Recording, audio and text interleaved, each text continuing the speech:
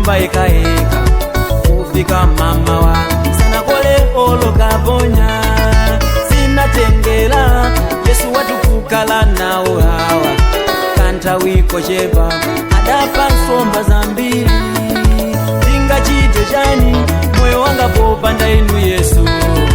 kungo chosa mpweau sinalanga lichedwa malemu sindisasiya moyo wanga kuta mazina baka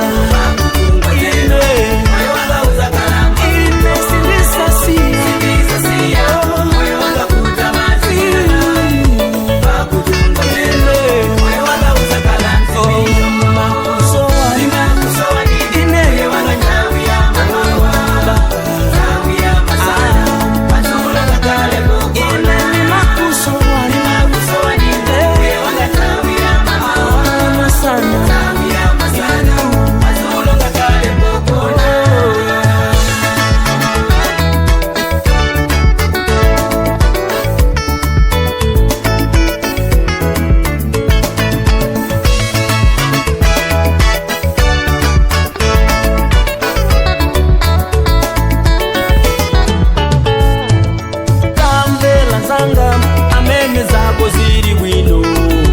chuma banja zonse zikuyenda bwino usazipope ndiwe wanzeru wokuzera iwa Yesu amapasa ndi kulanda kaya ndi chuma mapunziro banja uli nazozo kaya ndi ntchito ziwa ndi za Yehova